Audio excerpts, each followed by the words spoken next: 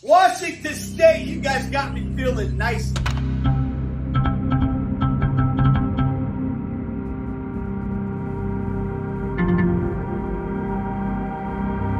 The first of two Oregon State matchups is upcoming this weekend. Washington State took care of Toledo at home, finishing off the job 28-7. We're going to get into that game with Mkristo Bruce. We also have on a reporter from the Oregonian to dive into all things Oregon State.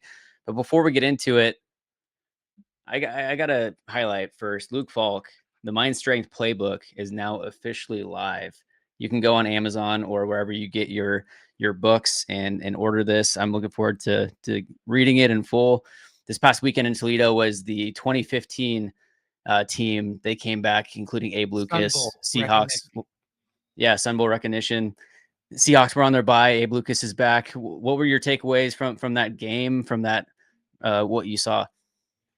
Man, defense came through. I mean, I tweeted after the game. I said, like, they had to answer the call this weekend. Like, they had to win. And to be home dogs against Toledo after nearly beating Ole Miss and Virginia back-to-back weeks on the road, there was some disrespect there. There was some disrespect there, and I know a lot of Cougs that took that disrespect personally and emptied their pockets over the weekend.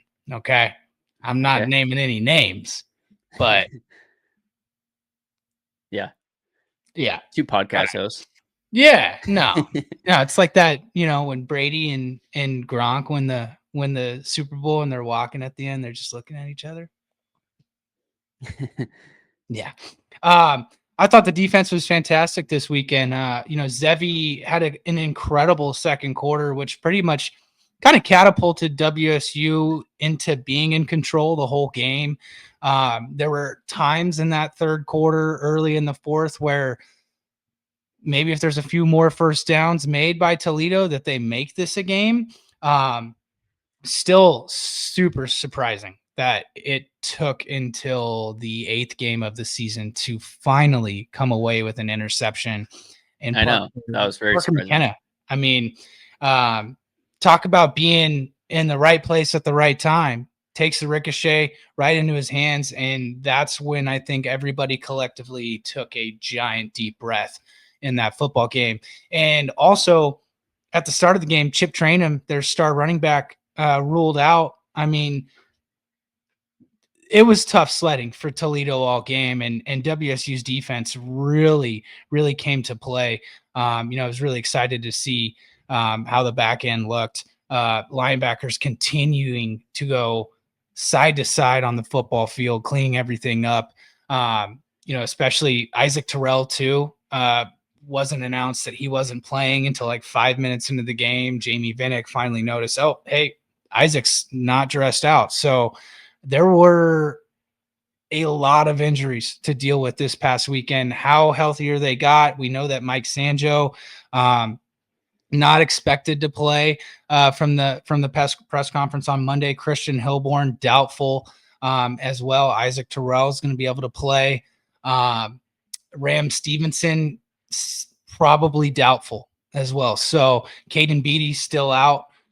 There's a lot to deal with injury-wise there, but you're seeing guys just stepping up. Jack Janikowski with a huge sack. He's the younger brother of Dean Janikowski, the two brothers from Fallbrook, just about 40 minutes north from here in San Diego County. Coach Rogers talked about just being able to have these depth pieces and have these guys come into the game. And his biggest thing is like, look, like a guy like Malachi Taisi, he doesn't view him as a second stringer. Yeah, he might come in the game second, but he views him as a starter. And that's kind of his go-to line with a lot of these hockey line change styles that we're seeing with substitutions with the defensive line. But the running game, Zevi took a beating. He had to run the football in order for us to get first downs last weekend. It wasn't the prettiest product to watch, offensively speaking, but you know what? That's the name of the game right now. Can Zevi manage the game, keep the ball out of the other team's hands, which he didn't do twice? It happens. 9 touchdowns, 6 interceptions. He's still pressing all the right buttons. He's still handling this offense. So we'll see. This is going to be another road game, and WSU has not done well on the road so far this season. Yeah, and kind of speaking to that interception, Tucker Large had an interception at Ole Miss, which is called back. I don't know if there was prior ones that were called back earlier in the season, but yeah, the defense showed out, and really it was just an end of the first half, 38-second, 2-minute drill drive by Toledo. That was their only score of the game. Outside of that, Washington State was able to handle their business. As you mentioned, Zevi's doing a great job of game managing. Sometimes he presses a little too hard to where he's trying to do too much, where throw the ball out of bounds or just get down instead of. Let's not throw the ball on our back foot. Okay. And when you're getting hit. Yeah, right. But, Kirby Voorhees on the ground looks stellar, averaging 4.1 with the touchdown. Your guy, Leo Pulalasi, 5 for 23, 4.6 average. He's averaging 6 per 6.1 on the year. Carry. There's 3 running backs right now that are getting hashes every week. And, Angel Johnson, 55 carries, 2.3, 2.5 yards per carry right now. He has not been able to bust big runs. I just don't know how you can keep giving him 5 to 6 carries a game at this rate. Like, I don't know. Kirby and Leo are obviously different runners. They're guys that are going to go north and south and are going to hit you hard when they're running the football. Angel's a guy that's going to want to go east to west and break a big run, So I think there's some things in that running back room. I think some carries need to start being handed out to certain players. Now, in Jimmy's presser, talking the Oregon State presser from Monday, I thought it was kind of funny because us and everyone in the media is making a big deal about how this is going to be a big rushing offense. Like, it's because we have seen so much of an air raid for so long that any amount of running is a difference for us, basically. But Rodgers is basically describing, hey, we're going to run the ball. We're going to pass the ball. I don't care if we pass for 300 yards. I don't care if we rush for 300 yards. I want to win. That's all that matters.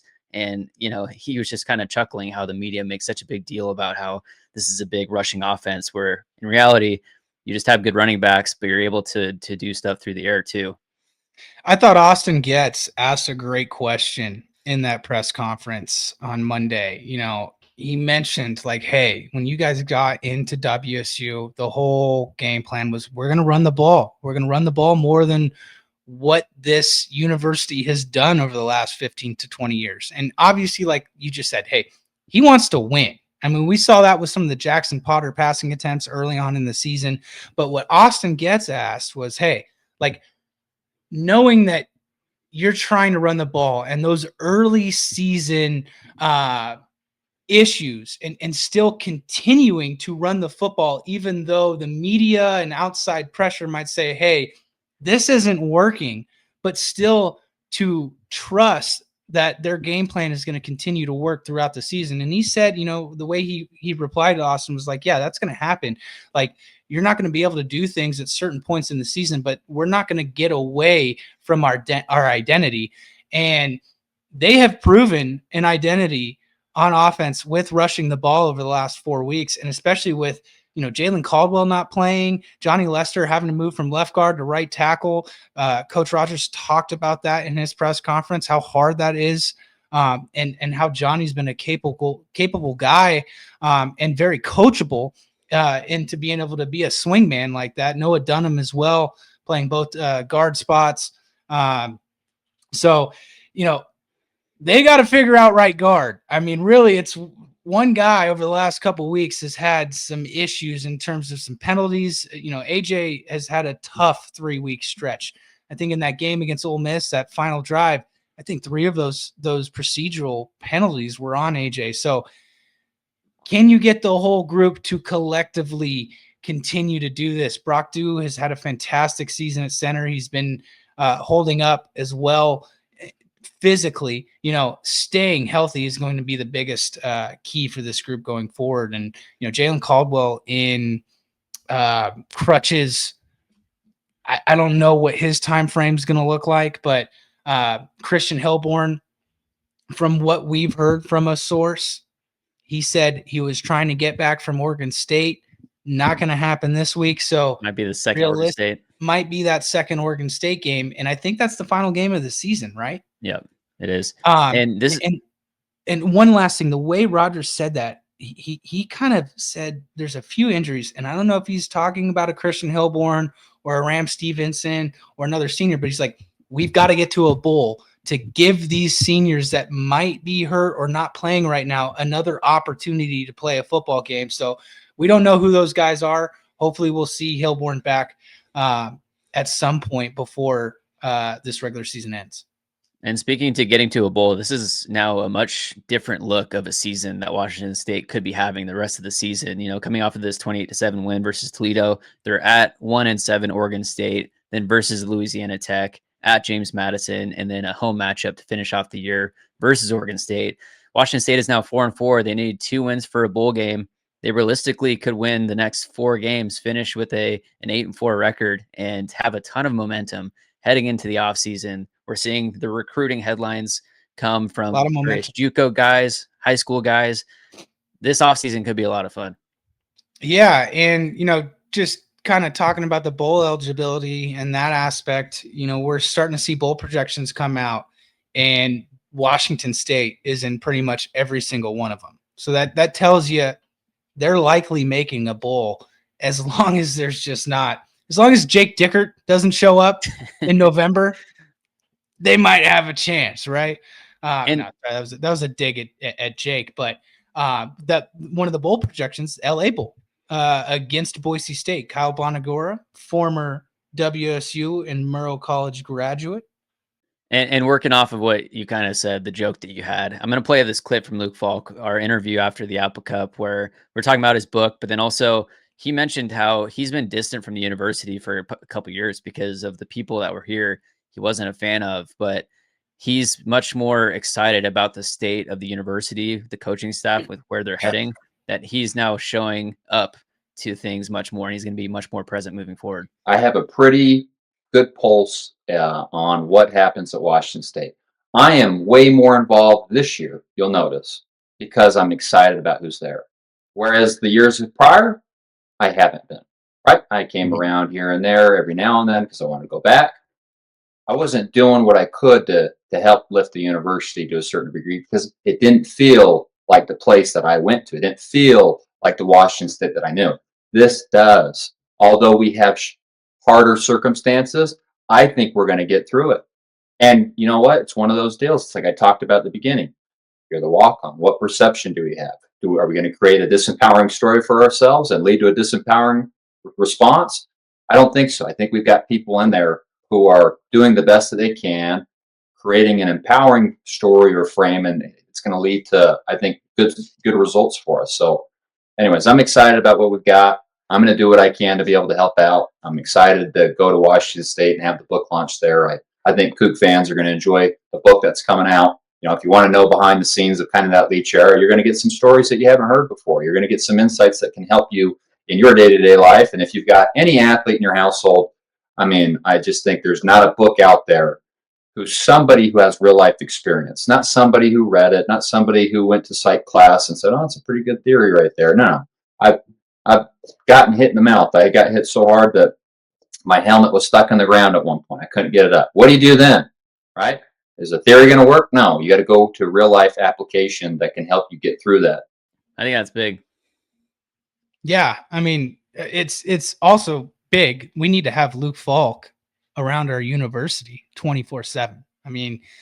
That is one of the flag bearers for our university. Gosh, when we went to school there, he was the Messiah. That's what we called Luke Falk back in the day, and he still is. So it's nice to hear that he's involved, but more importantly, that he believes in what Washington State has around it, the people, the push, the resources. Obviously, the resources could be better. That's something that we need to work on as alums, and as Cougar fans. Like, hey, if you're not part of the 1890 club, I don't know what you're doing right now. You want to see guys come in and beef up this offensive line, beef up this defensive line. You want to keep guys like Bobby Boucher on campus. It's going to take all of us. We have 255,000 living alums spread out over the United States right now. We've got to dig deep, and win that death by 1,000 paper cuts in terms of 1890 subscriptions. So, there's a lot of momentum right now, especially with how the Cougs are playing with the last 4 games of this season. A 7-8 win season is right there for the taking. And I think anybody and their brother at the start of this whole season would have taken that. A 7 or an 8 win season. I mean, Vegas didn't even believe in 6. They had WSU over 5.5 wins was plus money. So, that tells you what you need to know. So we have Mkristo Bruce to talk through the upcoming matchup. We also have Ryan Clarke, who is the beat writer for the Oregonian for Oregon State. But Dylan, did you have a couple of basketball things you wanted to talk to? I do, but I wanted to finish it up with one more football video from the legend himself, the Pirate. And the reason for this is because, the games at Ole Miss and at Virginia, everybody wanted to kind of and I was very similar after Ole Miss. I was like, you know what? Yeah, we lost by 3, but God, man, I'm juiced for this program going forward. After Virginia, I was feeling like Coach Leach. We'll play it close, okay? We play that motherfucker close, and everybody's mamas and daddies are telling them how great they fucking are because, you played them close. Fuck playing them close. We lost the goddamn game. No, hey, this is a family program, but sometimes, we've got to let a few bleep buttons go. But I mean, God, how do you I would be fired up as a player in that locker room, fresh off a 2-point loss to Texas. But there's no moral victories with Coach Leach. It's pretty by the book. You either win the game or you lose the game. But yeah, basketball back in action. Last exhibition game of the season. They played last Saturday after the Cougar football game. 74-66 victory over New Mexico and new head coach Eric Olin, who is now at the pit after his last 10 years at UCSD. And, kind of taking a look at this, two of the big things that I saw: Emmanuel Ugbo, transfer from Boise State. He leads the Cougs in scoring with 16 points in 20 minutes. Imeli Yalejo, a 6'8" wing transfer from Texas Tech. He's another big-time player who I think is going to have a big opportunity to be one of the better players on this team. Adria Rodriguez, our incoming Spanish point guard. We only get a year of him. He played a team-high 30 minutes. He had 5 assists, 4 turnovers, and 3 steals. Some of the things we've been hearing is just the playmaking and his defensive ability. He has over a 7-foot wingspan defensively, so he's able to get into the passing lanes and just create some chaos. So this was an impressive win, for WSU, because they did not shoot the ball well at all. Just taking a look at some of the shooting percentages, the second half was atrocious. They were 7 for 25 from the field and 1 of 11 from 3, but still were able to hunker down and take the victory. And we've got a little from David Riley post game here. To come out and play in front of fans. I thought it was a really gritty win from our guys. I think we went 7 or 8 minutes in the second half without scoring a basket, and we didn't let that frustrate us, and we just kind of buckled down and guarded and turned some defense into offense and found a way to win that game against a really talented team. Yeah, that does not happen last season. They didn't play any defense last season. I mean, in defensive field goal, rebound percentage, they were 317th. Turnovers, they were 311th. I mean, those are the 2 main bugaboos that they're going to have to get at this season. So, season opener next Monday against Idaho, and then they will go on the road that following Friday at Davidson. We're going to get a little Splash Brother alum showdown. Steph Curry's Davidson Wildcats taking on Klay Thompson's Washington State Cougars. It can be interesting to see over social media if there's anything going on between the two of them. Obviously, they're no longer teammates, but Coug basketball right around the corner, Connor. We're gonna get you I'll have to watch a couple ingrained this games. season. I've got YouTube TV, which has been really helpful to be able to just watch like all sports. So I should be able to throw it on pretty easily. You're gonna need to get Watch ESPN. It's $3 a month, and for all Cougar fans out there, I believe 60 to 70% of our games are gonna be on Watch ESPN. So that's a place to watch it. I know Fubo. If you have a Fubo account, that ties in directly as well. So yeah, going to be interesting to see what this team does this year. Preseason number 6 in the West Coast Conference coaches poll. Gonzaga and St. Mary's 1 and 2, San Francisco 3, Santa Clara 4. Our Pac-2 buddies, Oregon State 5th, and WSU 6th. So going to be interesting to see what Coug basketball does this season. So with that, let's get into the show. We got Mkristo up first, but before we do, of course, this episode is brought to you by CougFan.com. Make sure to check out CougFan.com. Subscribe to their premium membership for all things WSU athletics. They're our go-to for all things breaking news, insights. Jamie Vinnick's articles are amazing. CougFan.com. And if you're looking to buy, sell, or refinance a property on the West Coast, interest rates are in a great spot right now, about 1% lower than they were last year, which means about 10% more buying power, 10% lower monthly payments for your housing payments. So reach out. I'll have a link in the description of this video. Washington, Oregon, California, Idaho, or Arizona. And also, as you already knew, Mkristo is also a mortgage lender. Reach out to one of us, Cougs Helping Cougs. And Dylan. Regardless of who you go with your mortgage, go to me for your solar needs. Okay. Lock in an energy rate for the next 25 years. If you've been looking at it, give me a buzz or an email and I'll see what I can do for you. And Google Voice number, leave us a voicemail 503-388-6044 or send us an email, thecouchgmpnw@gmail.com. And with that, let's get into it with Mkristo. All right. Week 9. And Mkristo is back with us as the Cougs enter week 9 at 4-4. First conference game of the season on the road against Oregon State. Still unknown if it's going to be Gabari Johnson or Malik Murphy at starter this week at quarterback for the Beavs. And if it's not Malik Murphy, that is a $1.5 million man backing up Gabari Johnson. Rob Akey, now the interim head coach for Trent Bray. What's tough about this week? Still playing a talented team in Oregon State who's trying to finish the season, at a better rate than how they opened it, MK.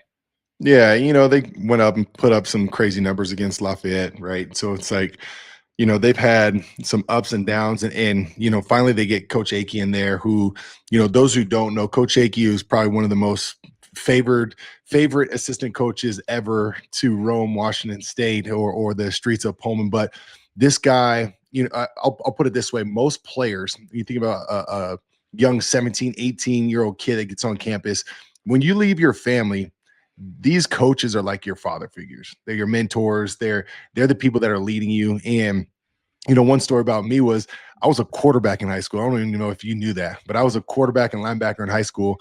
And I remember Mike Price was like, "Listen, brother, you'll no longer be playing quarterback." But we get to college campus and they're like, "Hey, you're going to be a defensive lineman." I'm a 17-year-old kid. And Coach Akey was one of those guys that can get the absolute every ounce of potential out of you. I mean, he believed in you. He loved you.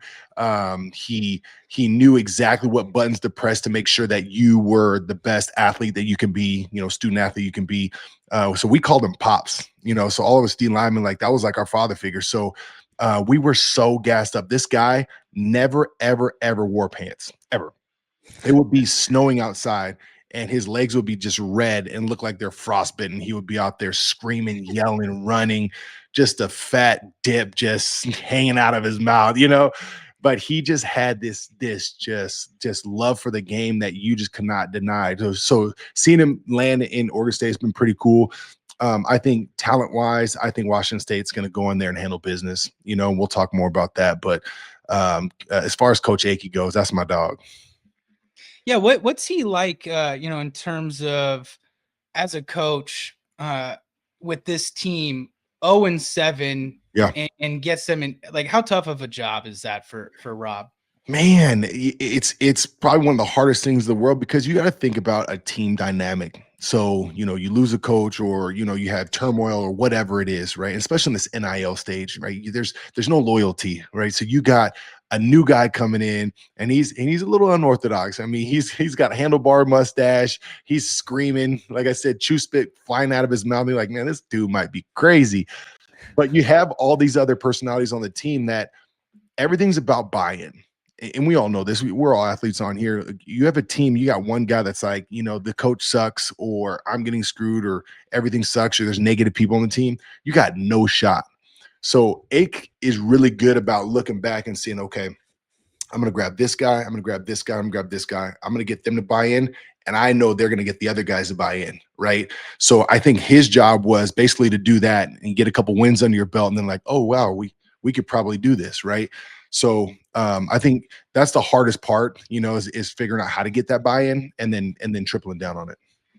Speaking to why we think that Washington State should handle business in Corvallis this weekend, Washington State, obviously, they lost narrowly to Ole Miss, then to Virginia. They come back to home and they handle business at home versus Toledo, end up winning 28-7. They're now 4-4. They didn't allow any second half points against the Rockets. What did you see from Washington State this past weekend? Man, this defense is absolutely balling out, and Isaac Terrell wasn't out there, and he's kind of the heartbeat of that defensive line. And you guys have seen him. I think he's, top 10 or top 15 in the country in tackles for loss. Just absolutely just wrecking shop in the backfield. But basically what we've been doing is getting more first downs, getting our defense off, because the defense has been the strong suit of this team. And I was talking a little bit on KJR earlier, talking to Alex Brink, and the big thing I was trying to explain is this defense had to find ways to, one, get takeovers, two, get off the field and give the offense more opportunities, right? When Zev's in there, he's been good for a couple picks a game, right? Unfortunately, but he does so many good things that counteract that. And for us, Coach Jimmy really wants to be a running team. So we've seen Voorhees balling out, right? Leo's doing a great job on the ground. At the end of the game there, trying to seal it, we put the ball on the ground. It was like, hey, listen, we're going to get this first down and muscle it out. So seeing things like that, it all comes from first downs. And we're seeing that in the first few games, we weren't getting those first downs. So it's just the defense is just sitting on the field getting gassed. So defensively, I'm just super excited about what I'm seeing out there. Yeah, and if going back to Connor, they shut him out in the second half. You kind of got close to shutting him out in the first half. If they wouldn't have scored that touchdown to end the first half, Toledo would have gone 8 quarters in the state of Washington without scoring a point. 1991 lost 48-0 to UW. And that was a 38-second drive to end the first half. Yeah, and everything went right on that to end the first half. Everything went right, and we saw that. And they get that last 7, going into the half, and supposedly they got a little momentum. But here's the thing: is Washington State, I hate a moral victory, Connor. I absolutely hate a moral victory. But to see Washington State play, Ole Miss, who's absolutely balling out right now, seeing what they're doing to other teams, and go to Virginia and ball out against a Virginia, there isn't a moral victory, but at the same time, to see them play that hard away and then finally get a chance to come home, because let's be honest, this Toledo team's a good football team, right? And playing at home and have Washington State really hold that's your goal as a defensive person, is to hold a team to 7. You hold a team to 7. I all the confidence in the world that my quarterback's going to get 14, 21, whatever, right? But defensively, I hold a team to 7 points. You did your job. You go home and you feel good about it. What about Angel Johnson? It's been a struggle for him this season. And when you kind of take a look at the stats, Kirby, 4.4 yards per carry, Leo, 6.3 yards per carry. And Leo's got 23 carries to Angel's 56, and Angel's averaging 2.3 yards per carry. It seems like the proof is in the pudding when we take a look at the first 8 games. I just don't know how you can keep giving him 5-6 carries a game. Yeah, I mean, tough. And here's the thing though too, is like Leo, like we saw, he can run the ball. I like what he did last year. I think Voorhees is obviously the workhorse, right? It's Jimmy's trying to obviously move the ball around, but you only get so many touches, right? Mhm. And if you're not getting those touchdowns, or not those touchdowns, but those big home run hits, how do you really balance, especially when Zeb's touching the ball 15 times, running it as well? It's really, really hard to get that three-headed monster, if you will. Like, very few teams can do that. So I don't know, man. That's a tough one. That's a tough one for me. Yeah, it just seems like Angel really needs open space to be able to do anything. The second there's contact, there's not much happening. Why not a little bit more in the Voorhees passing? and Leo, they freaking hit the hole hard. Both, I like the way they run. I mean, they run hard, It's like a scatabo. Oh God. Hey, you know what? I will say this though, man. That guy, he had so much charisma. I hate that they got hurt. Hopefully he bounces Oh, back. it's awful. But he was fun to watch, man, for sure. Him and Dart. Yeah. And then kind of talking through the downfall of the Pac-12. Now the Pac-12 is rebuilding, and Washington State and Oregon State really stick together. Now they obviously are playing each other twice this year. How do you view this Washington State, Oregon State, brotherhood, rivalry moving forward? There's no brotherhood there. Like, I want to smash your face in. I don't care about that, but it is what it is. I don't really see it as a rivalry or brotherhood or anything like that. I just think that, Washington State just feels like we want to go out and win games, but there's nothing any different. Like, if I'm lining up against any other team, it doesn't change anything for me. Well, here is what Jimmy Rogers had to say about Oregon State possibly being a rival. We need to continue to improve, and we're going to have a tough one this week, just with the certain dynamics and what will be written out there and what our players will read. We're going to play a team that's still connected. I mean, we have Jeremiah Noga on our team, and he can speak to the behalf of the friendships that were created there. And this is a conference game, obviously, versus a rival team that was left in the pack with us. And so we're going to go into another team's place. We got to get ready to play, and I don't care what the record is. So they've got some really talented players at certain positions. They might not have come together collectively to get the wins that they want, but it doesn't mean that they're not going to show up and be ready for us. So the team that was left in the pack with us, our rival, Oregon State. I mean, I guess we can see over the next 10 years if this turns into a rivalry, but everybody's just too happy-go-lucky with each other on being, the two best buds that stayed in the Pac-12 together. I don't see it either as a rivalry game, MK. But no, I mean, if you look at Jimmy Jr.'s like rivalry, like it's not. So I don't know. The whole thing is just it's starting to fade a little bit, kind of, but not really. But the whole way that the Pac got dismantled, it's so annoying to even talk about it. Every time I bring it up, I'm so triggered. Yeah, it's going to be nice to see the conference together next year, where it's just, hey, the focus point is on this is the inaugural season. But I wanted to go back to the defense. You take away the two outings, 59-point games against North Texas and Washington, and over the other 6 games, the defense is giving up 13.1 points per game. So you take away those two landmines, and Jimmy Rogers has really proved that he's brought the defense over with him. And the main thing for me has been the linebacker play over the last couple of weeks. With this defensive line so beat up, they have really cleaned everything up, at that second section of the defense. Yeah, and just to put context out there, that North Texas team, I mean, they've scored basically in the 40s in most of their games. So I mean, they really put up points. Like, that's their thing. So not to make an excuse or anything, but they have a great offense. That's what they did. Quarterback's going to get a bag this offseason. He's going to get paid. So putting it that way, scores that are scoring 35 plus a game, like, they're doing something correct, right? Doesn't matter who you're playing in these leagues, but defensively, Jimmy's thought process was, we're going to come in here, we're going to run the ball, control the clock, and play great defense is really what his thought process was. So he really focused on that second and third level. So you'll see, like, when our DBs, our third level guys, are playing great defense. I mean, they're locking people down. And then linebacking wise, we're getting sideline to sideline like we haven't in years. So I really think that holistically we're exactly where we want to be for this last 4-game stretch, because if a Washington State ends with a 7-8 win season, that is an absolute W column for Washington State with Jimmy Rogers coming in his first year, right? If we can end this 7-8 wins, potentially a bowl game, whatever, right? This is exactly where Washington State needs to be, and especially with recruiting wise, getting to the next level. I've seen some bowl projections already. Kyle Bonagura, LA Bowl against Boise State. That would be a awesome. fun bowl game in SoFi.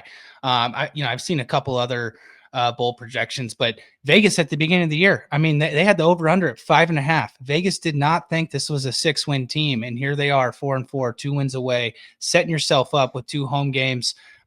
And then obviously take care of businesses at Corvallis this week. And I really think 7 is for sure there. James Madison's going to be a tough game to finish up the season. But like you said last week, if they get this game against Toledo, you said this team's going to hit a run. And it's looking like that they're going to be running down the finish line here. Yeah. And they're really just figuring their stride out. And we knew there was going to be some aches and some pains along the way. And I stood on this hill about Washington State and its depth. We start looking at a Big 10, Big 12, ACC, whatever, right? They have second and third level guys that can start in other leagues, right? And seeing some of the injuries go down on the D line, some of the injuries on our team, and seeing these second and third level guys come in and actually compete. I'm impressed on what the future looks like for Washington State. And the thing that I like the most about it is these are your blue collar, bring your lunch pill, to work kind of guys, not your 5-star blue chippers, right? So if we can see guys like that are stepping up and playing good football, that's a testament to the coaching, right? That's saying our coaching is great, our recruiting, like they're seeing things in guys that other schools aren't seeing. Does that make sense? Yeah. So this is actually pretty impressive to see Washington State do this with some of the injuries that they've had. My last question, have you been watching much of the recruiting scene for Washington State? We've seen various commitments going live in high school and also it seems like there's momentum. Yeah. And could you imagine being a coach having the stress of a season and still having to recruit? Could you even imagine that? Well, that's why they get paid. Yeah. That seems crazy to me because, even with this NIL deals that are going on right now too, it's like, you're almost like dating, like, and someone's like, oh, well, I see somebody that looks a little better over here. Right. Like that can't feel good. It sounds like Rogers is a pretty straightforward, like he's not playing the field type of dating. He's like, I like you. Do you like me or not? Are we doing this or not? Yeah. I had one funny that's almost a parent corner question for MK, because I've been cracking up at some of your stories on Insta lately, and it's like the dad dot Connor and I, we're laughing. We're like, can you imagine, like, if you're a high schooler and you're going to pick up your prom date and MK answers the door? Like, these kids nowadays. One off. Golly, I came to it's so funny. My daughter's gonna kill me for saying this, but she had homecoming and they were all coming over to our house, and I was in the back working, doing something, and they're like, "Oh, people are coming here." So no shirt on, just some shorts on. I'm sweating. It's like 90 degrees outside, just like sweat pouring down my face. And I walk out, and all the parents are right there, and the kids right there. And my daughter's date was like, "Hey, you're not a husky, right?" He was so mad at me. Oh, that's great, Connor. Any parent corner from you so far? Fresh on the job? Any parent corner? Well, just losing sleep. Giving him the bottle. He's growing and doing good. So we'll see the pads on him before we know it, I'm sure. You already got doing sit-ups. Yeah, I love it. No, well, hey, awesome. Oregon State, Washington State this Saturday on CBS, a CBS game. So looking forward to that. Washington State 3.5-point favorites. And MK, what is your final score prediction? Oh man, let's go 34-7. Woo, Connor. Yeah, I'll go 28-7. That's the same score as Toledo. I had it as a 2-score versus Toledo. I think it might be around the same for Oregon State. I'm going. It's a close game. 27-21. Cougs. Great teams win. Wow. great teams win, good teams cover. They still cover this weekend. Wow. Okay. All right. We'll see.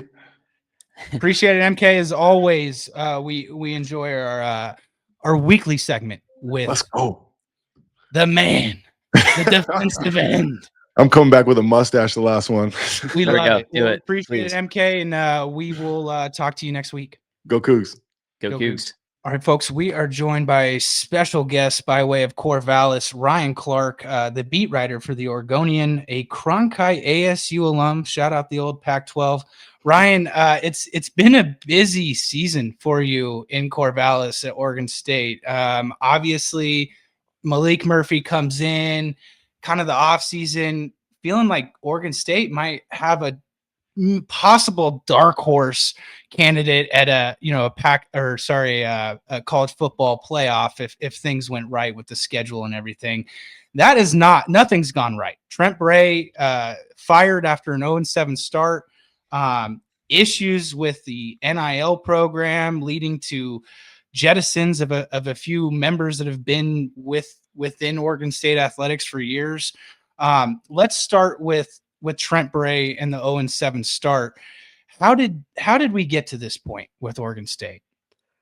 Well, it's a multitude of factors for them, all converging in a pretty much worst case scenario, right? Obviously, it doesn't get worse than 0-7, but Trent Bray was somebody that they genuinely believed in when they hired him prior to last season. He was the guy that, when things were tough for Oregon State, when they were left behind by Jonathan Smith, he was the guy that stepped in and as an alum, as somebody who was an inspirational character.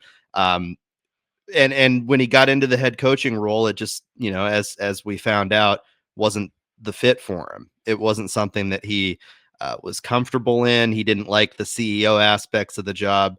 My colleague Bill Oram even asked him during a high pressure press conference, "Do you like being a head coach?" And he said, "Next question." So I think there are a few more telling things than that moment, but you could see it behind the scenes, and you could see it in the day-to-day of this football program, that Trent Bray, much more suited, and I think his strengths are much more suited to being a coordinator than a head coach in the modern era.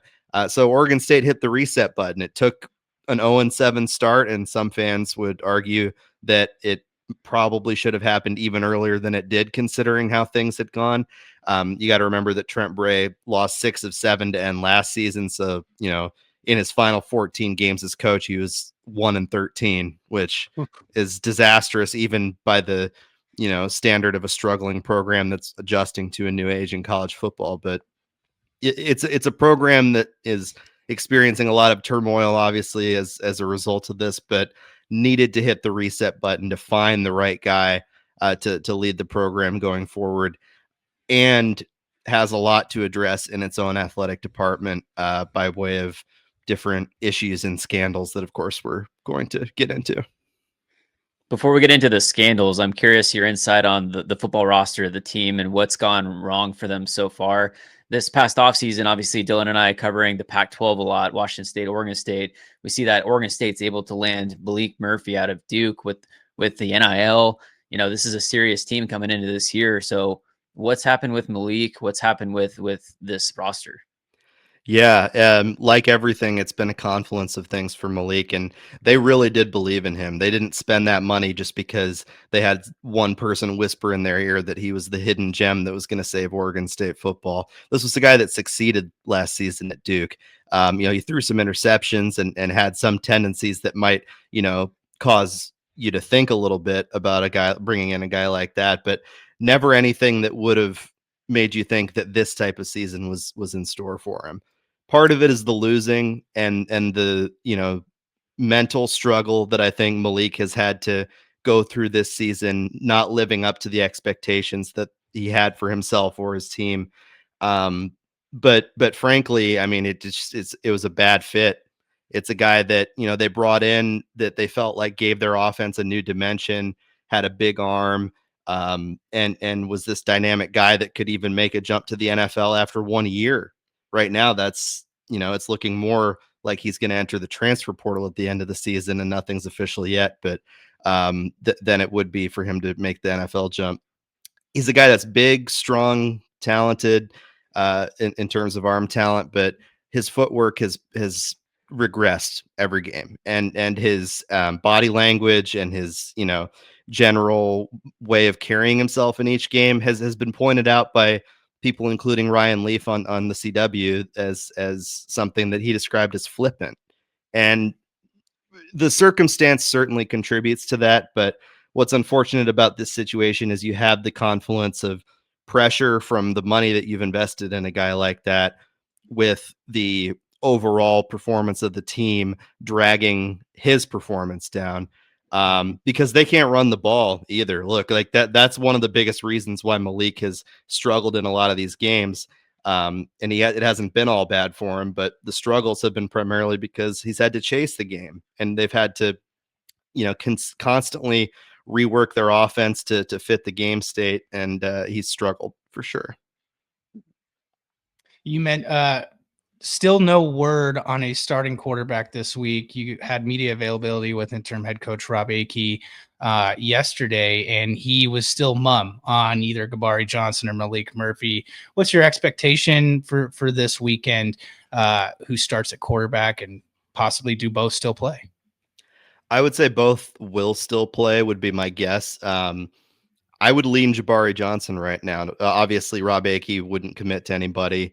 And there is a significant investment, as we talked about, in Malik, but we're beyond the point of, worrying about your investment here with Oregon State. What has worked on the field against Lafayette, which again, not the best example considering they're an FCS team, and considering that, just the athletes on the field is just a different ball game than what they're going to face against Wazoo. But Jabari Johnson being on the field significantly improved the output of their offense. It wasn't just Anthony Hankerson, who obviously had a great game rushing for over 200 yards, career day, did a somersault into the end zone. There's been so much doom and gloom this season for Oregon State. Seeing a guy do a somersault brought me at least like a little bit of a smirk, which is, I'm sure, a good thing for a lot of fans. But the offense was better with Jabari because he's a better athlete than Malik. He can move a lot better. He's more of a runner, and he completed the passes that he needed to, albeit with one interception on a throw downfield. But he's looked like the better quarterback the last two games, not just in that last game against Lafayette. So fans probably want the change because they like what they saw against Lafayette. I don't think it's a guarantee. Did Akey in his presser mention much about Washington State, what they bring to the table, or specifically about their defense and then Jimmy Rogers' defense? Yeah, obviously he has the personal connection to Washington State, Rob Akey, so that factors in for him a little bit. He speaks, I think, in generalities, in ways where he's more into the philosophical of football, even though he's a nuts and bolts guy. He's a football guy through and through, but he does wax a little bit philosophical. I think it's more about them is kind of how he's been focusing on, more about Oregon State than about Washington State by way of scouting. But he knows that there are athletes on this Washington State defense that could make things difficult for whether it's Malik or Jabari. He knows that, establishing the run against this team is not going to be nearly as easy as it was against Lafayette in that second half, where they ran off all those yards. So they have a lot to prepare for sure, and have to avoid the potential for regression against a much better team than they faced last time. Kind of jumping into the NIL landscape, take a deep breath. Blueprint Sports was essentially, for lack of a better term, the manager, the main NIL department for Oregon State. Damnation essentially moved into that, or am I, pick me up where I'm maybe not clarifying correct? Yeah, no, it's so Blueprint Sports is this entity that purchased Damnation, the former NIL collective of Oregon State, once the House settlement went through, and that essentially was their role was to manage Damnation and to manage primarily individual donations from regular or blue collar Oregon State fans who wanted to, when Trent Bray was hired, they were donating $44 for his number for every time that they donated, whether it was monthly or single time or whatever. That sort of thing was handled by Damnation, and then some local companies and everything that would partner with athletes for different NIL related activities. The Blueprint deal is something that people have concerns about because they feel like it gave too much away on the Oregon State end by way of the different fees involved and the percentages that were given straight to Blueprint versus the return. And now we're at a point where they're winding down that deal and likely going to terminate it after a lot of public pressure and frankly some poor explanation of why this deal was put together in the first place and why it was a quote unquote good deal for the university. There's also been discussion directly from athletic director Scott Barnes about how minimal this is comparatively to revenue share. Because for people who aren't familiar in the NIL space, you've got the revenue share bucket, which can go all the way up to $20.5 million on the cap under the new rules from the House settlement. And then you have everything beyond that or adjacent to that in the case of Oregon State, since they're not coming close to 20 million, is coming from those NIL collectives. And what Scott Barnes described with this was a setup with revenue share that has a lot more in that bucket than they even really worry about with Damnation. Now, whether or not that's true, we haven't seen the documents, we haven't seen the numbers. It remains to be seen, but that's something to keep in mind with this Blueprint thing as well, because, well, yes, people are wondering where their money is going, how they can cancel their membership, which isn't even really readily available for people online, which is a concern. And what the plan is for getting rid of Blueprint, as it seems that Oregon State is going to do. Right now, they got rid of their associate athletic director who helped negotiate this deal, Brent Blaylock. Blaylock had ties to Blueprint from his time at University of Arizona. He knew the CEO, Rob Sine. I think there's been a little bit of conspiratorial talk online about that in ways that isn't productive, but Spaces. Is certainly something to keep in mind, whether you're in a Twitter space or somewhere else, for sure. Yeah, I've seen a few things where hopefully maybe there's an $850,000 separation fee with Blueprint in the university. That's possibly being negotiated down. I've seen numbers anywhere from 150 to 284 just for OSU to leave Blueprint Sports. It's funny, the Cougar Collective, when all this happened, they put out a photo saying 97% of all contributions go to the Cougar Collective. So it seems like, especially too with last year, the whole ordeal with Damian Martinez and the NIL, it just seems like Oregon State has not been able to figure that out in 2 or 3 seasons.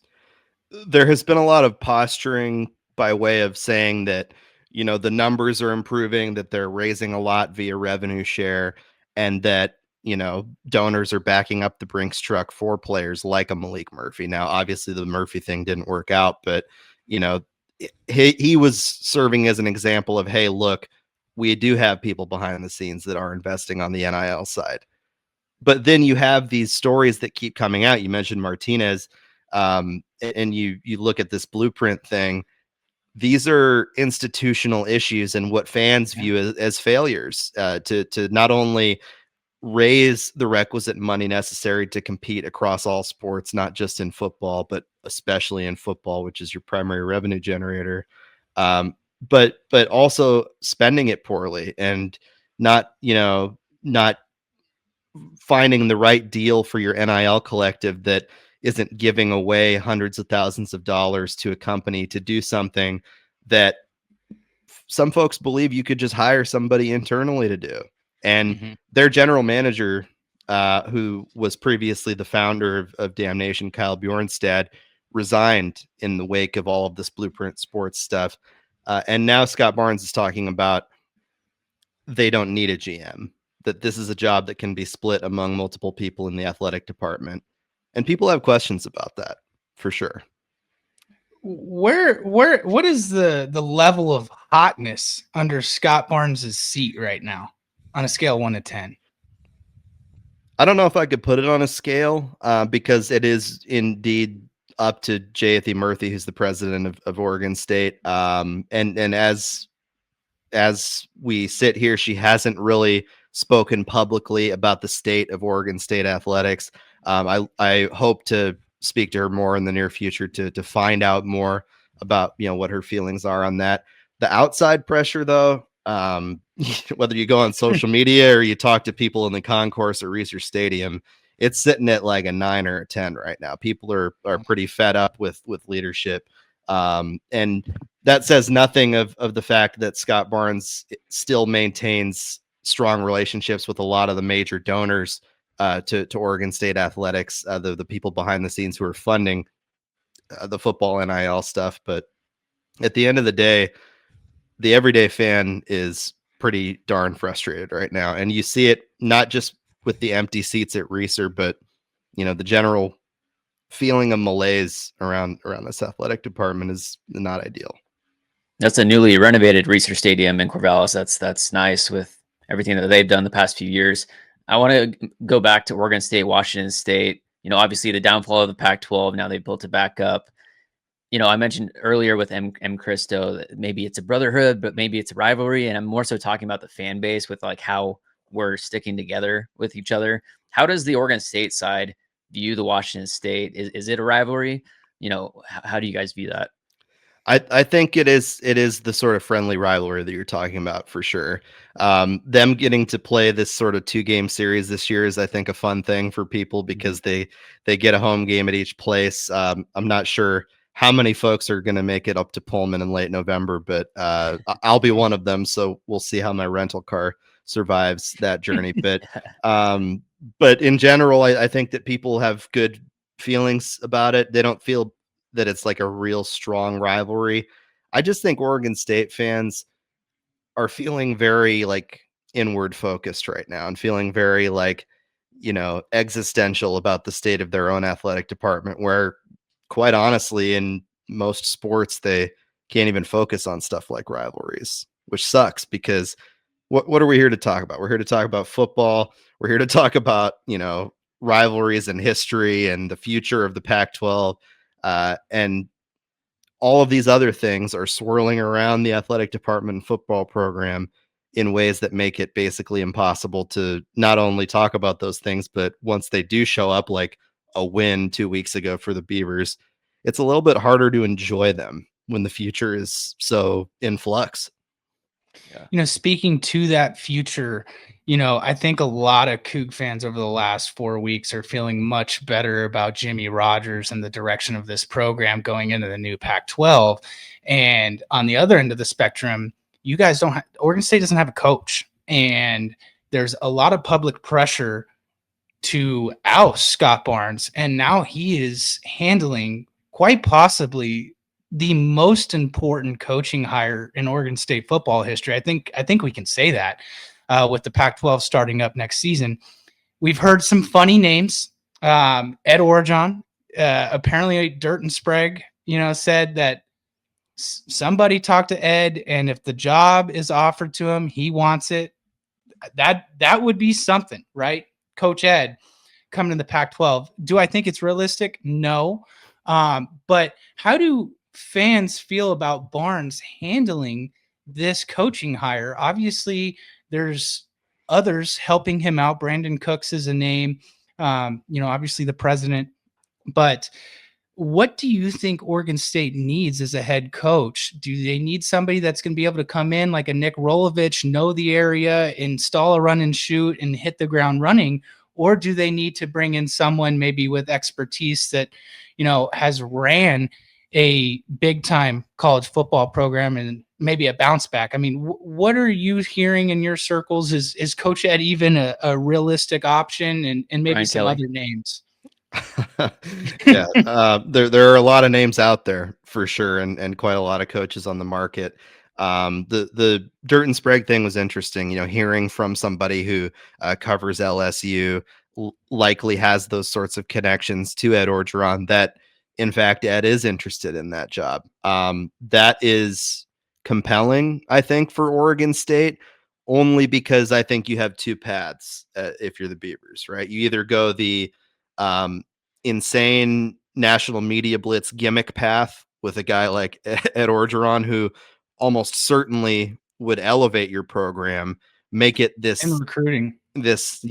better environment from a football perspective and in recruiting, like you're saying, but also create, I think, this attention on the program that that would be helpful by way of marketing and drawing donor interest. The Dion effect. And well, you see how that's working out for Colorado, right? And that leads me to my next point is like, the gimmick thing, well, it's a nice flash in the pan to get you through these next couple of years. Ed Orgeron's in his, I believe, late 60s. And he is somebody that, well, he did win a national championship in 2019 with one of the greatest college football teams ever. He cratered after that. And you have the off-field concerns with how he handled an issue with one of his players regarding treatment of women that you have to obviously answer for. And you have your own issues off the field at Oregon State that you have to answer for already. That's a recipe for, I think, a lot of content for people like us to produce. And the page views would certainly be up on my end if Ed Orgeron showed up and said, "Go Beavs."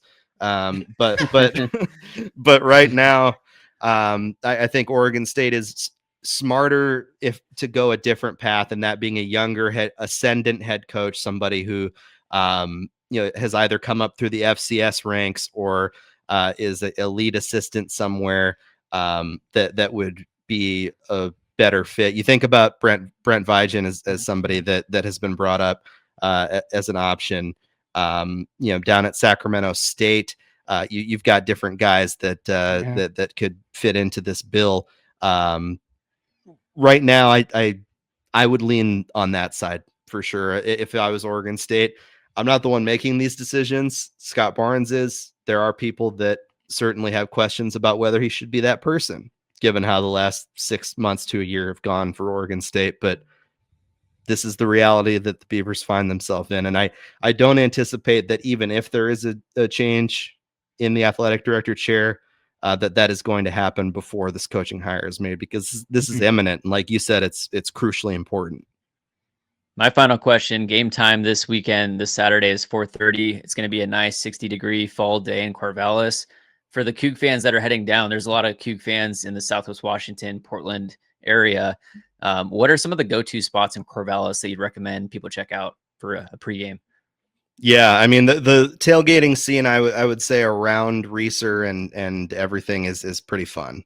You guys might have been there at some point along the way, but I think the things that Oregon State does with the Beaver Walk and all of the different little events around the stadium are fun. There's a number of restaurant options. I'm somebody that's like a drive down, go to availability, get lunch, drive back up to Portland an hour and a half. So I'm not a true Corvallis expert when it comes to restaurants, but I would say that there are plenty of options. It's a beautiful college town, somewhere that during the fall, especially, the view from inside the stadium and it's unbelievable nice this time of year. Amazing. Yeah, so the fact that it's probably not going to rain is what you're telling me is a very, very good thing. And also one more thing before you get into it. Coug fans, also just walk around the stadium, walk around Reeser. Like I mentioned earlier, it's newly renovated. It's a very nice stadium, a lot to check out. My last question for you, quick basketball question.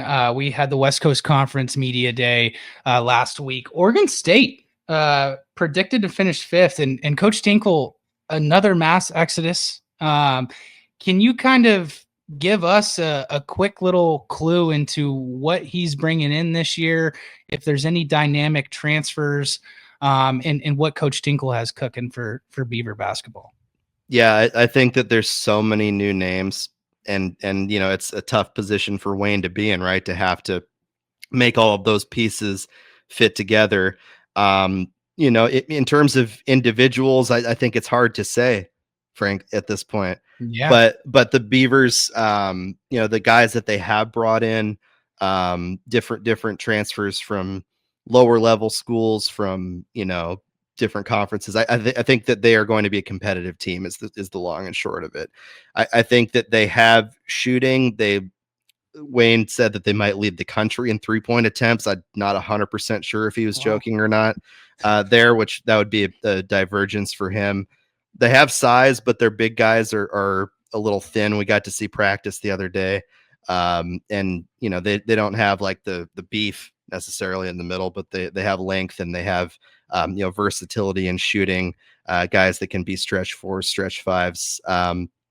The big thing for this Oregon State team is going to really just be putting the pieces together. And I think they are on paper more talented than they were last year.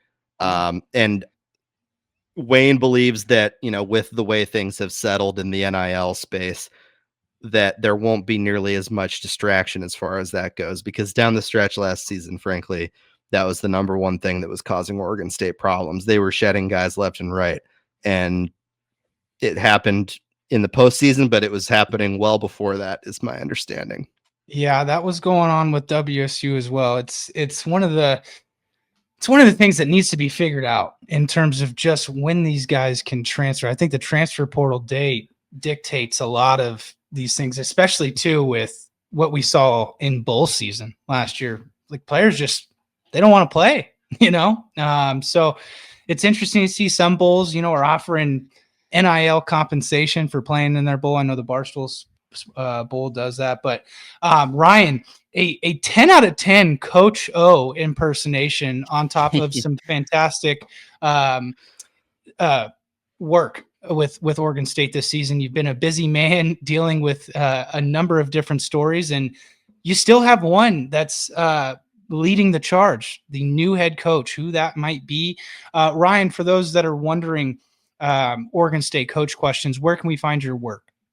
Yeah, OregonLive.com/Beavers is where you can find all that stuff. On X at Ryan T. Clarke, at Blue Sky on there too, same handle. But yeah, it's been an eventful year for the Beavers, but I think that from a coverage perspective and from different storylines to follow, it's not all doom and gloom. There are still very fun and exciting things that are happening for Oregon State, including 2 weeks ago they brought back the bronze Beaver statue, which sat at Reeser in the 90s, and fans could go up and take a picture with it. Just little community things. These are the things that tie, I think, Washington State and Oregon State together really well, as these sort of rooted in Pacific Northwest traditions that make the two places special.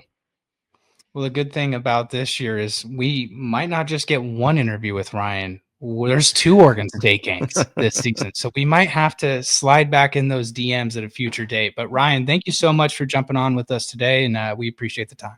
For sure, guys. Thank you.